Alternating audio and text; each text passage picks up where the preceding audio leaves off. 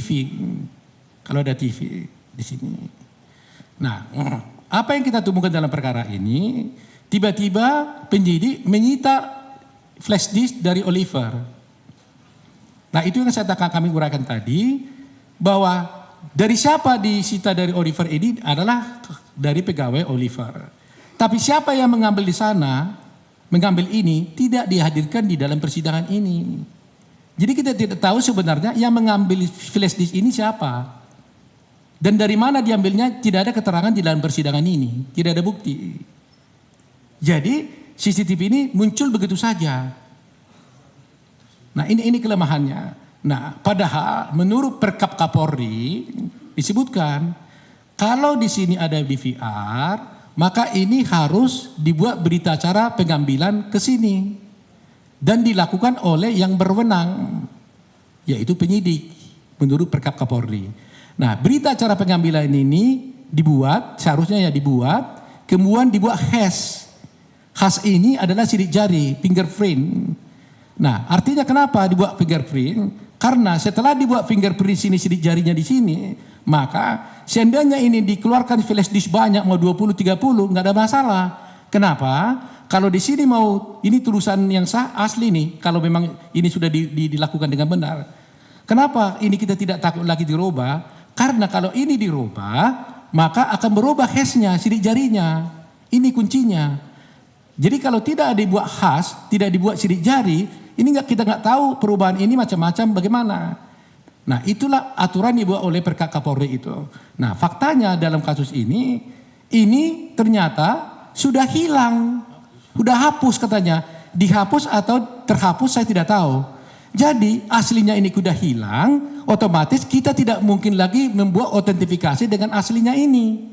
Nah kalau aslinya sudah hilang, berarti tidak ada yang asli. Berarti tidak ada lagi bukti bahwa yang kita putar selama ini adalah berasal yang asli. Mungkin bisa saja karena ada orang di sana, memang mungkin diambil dari sini, bisa saja. Tetapi bisa saja itu sudah diedit, bisa saja tidak lengkap. Terbukti banyak adegan yang tidak terlihat. Nah oleh karena itu akibatnya ini tidak mempunyai kekuatan pembuktian yang sah. Ini kesimpulan kita. Pertama tidak diketahui dari siapa diambil karena tidak dengar di persidangan. Kedua, tidak dapat dijadikan barang bukti karena tidak punya nilai pembuktian. Tidak sesuai dengan Perkap dan tentu juga bertentangan dengan putusan MK nomor 20 PPU. Ini kesimpulan kami, jadi saya tidak lanjutkan lagi. Kami lanjutkan teman saya. Ya. Skos dulu ya. Kita skos dulu, sholat asar dulu ya. Nanti 15 menit, nanti kita lanjutkan lagi.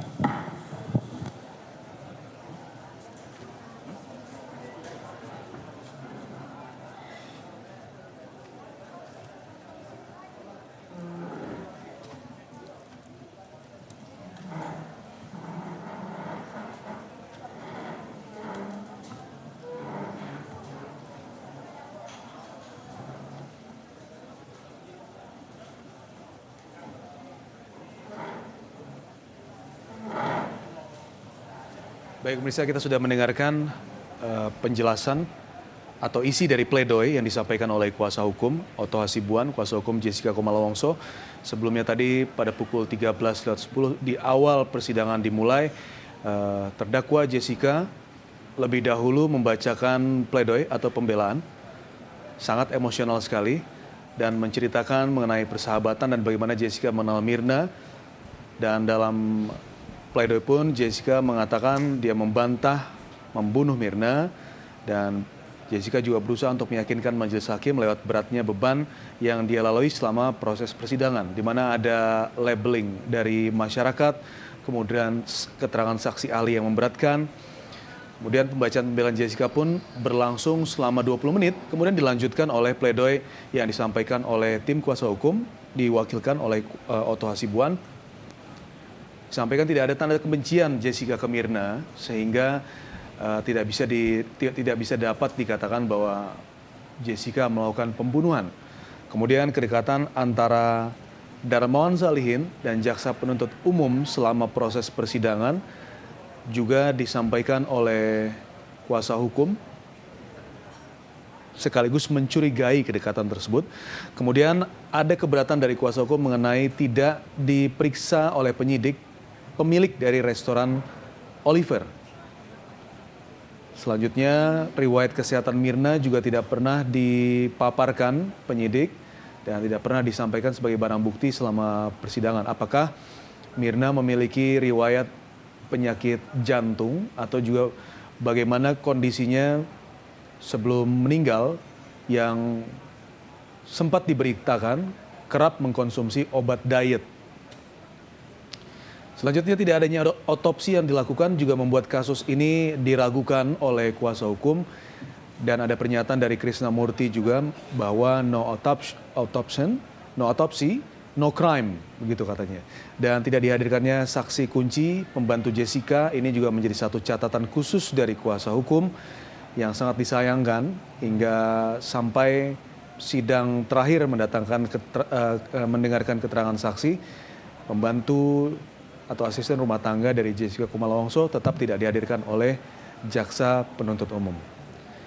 Saat ini sidang diskors pemirsa setelah mendengarkan kesaksian sekitar 2 jam, mendengarkan pembelaan maksud kami dari kuasa hukum yaitu pledoi. Majelis hakim tidak menyebutkan berapa lama sidang akan diskors untuk sementara, tapi kita akan terus menunggu jalannya persidangan.